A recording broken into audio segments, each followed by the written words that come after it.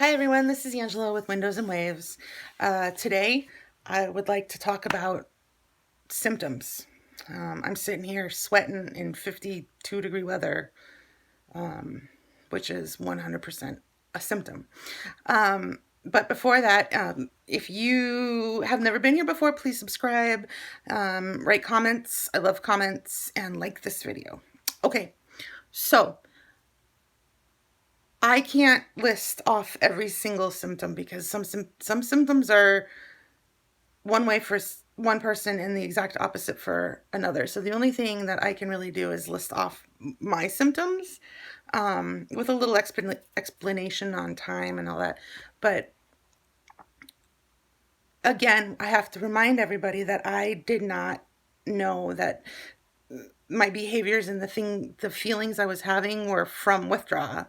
Like I said, I didn't even learn about benzo withdrawal until about 4 months ago, and it's been a wild ride since. But I can now look back and see what I was doing, and it, it completely makes sense. And it also feels good to see, in some of the support groups, that people are having the exact same symptoms. Anything to make you not feel alone.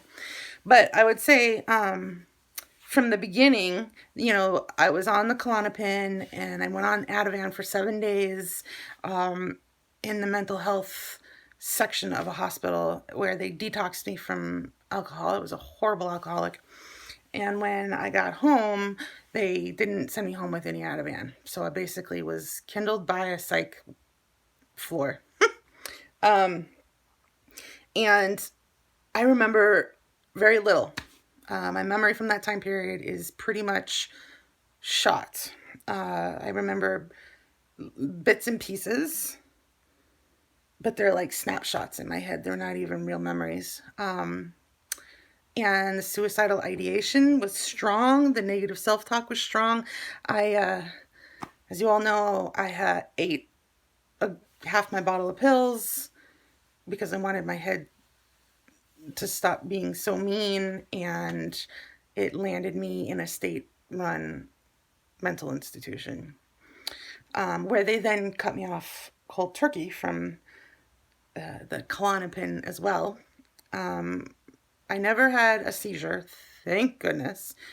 But when I got out of the institution, I remember not having any interest in anything but sitting down and playing on my phone. I had family here trying to take care of me, and I basically could care less. My communication with my ex-husband, who at the time we were trying to rekindle, I couldn't communicate with him. Anyway, I then got into a relationship with a very abusive person who basically gaslighted me, but I was at the time so gullible that I did not even realize that a lot of what she was telling me was just awful and not true. Um,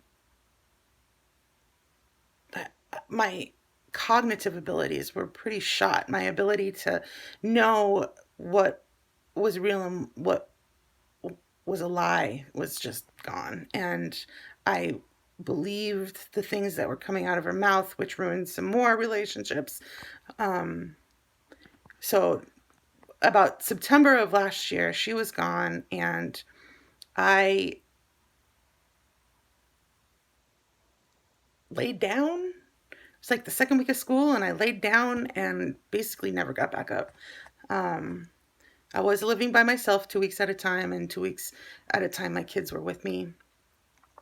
And when they were gone, I literally did nothing. I would lay on the couch. Sometimes I would go upstairs to shower, but it was, you know, once every couple days at the most. And I could stay awake. I was sleeping 18 hours a day. And when I was awake, I had no interest in getting up.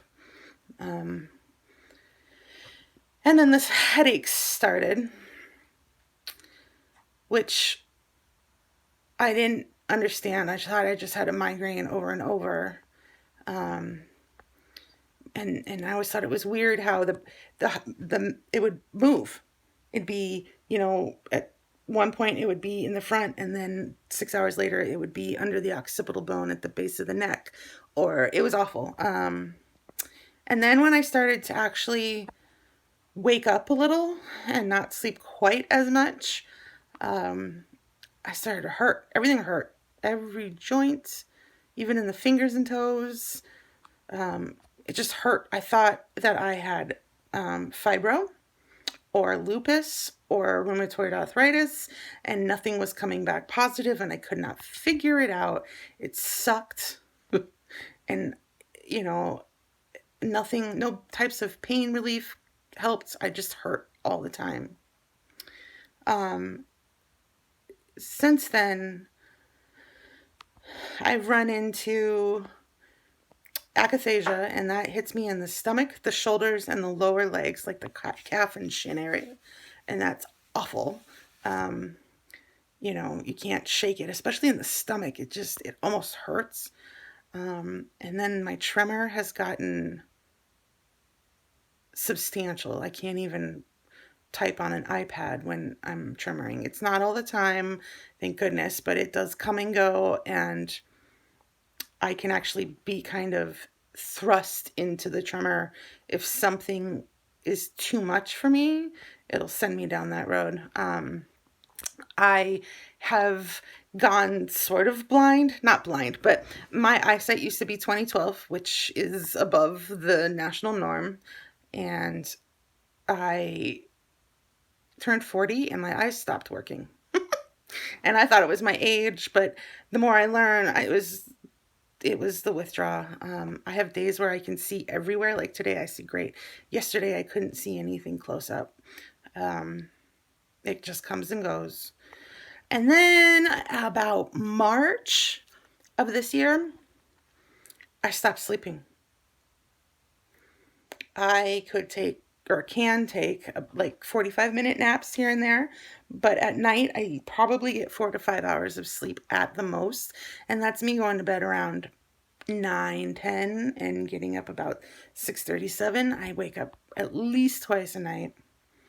Um, and it's up, not wake up and go back to sleep. It's awake. And that sucks. What else? The confusion. That's not as much anymore, but for a while there, I would get confused and lost. I'd be driving my car somewhere, and suddenly, yeah, I'd have like a brain zap and not know where I was going. And it would only last for like 20 seconds, and I would remember again, but it's scary. That's a scary feeling to just suddenly not remember what you're doing and where you're going. And then the one thing that just drives me the most crazy is the brain fog. I kind of pride myself on having a large vocabulary, and um, when the brain fog comes, I lose words, simple words like little or cow. Um, it's not fun, and it makes me super frustrated, which just, makes the depression anxiety flare up. However, the one positive about the brain fog is that it's typically a precursor to a wave. So if I start to feel like I can't speak or words aren't coming, it's usually an indicator that my I'm about to get a wave, and I can at least mentally prepare for it. I'm always saying it's more like a hurricane and less like an earthquake. um, but it's not fun either way.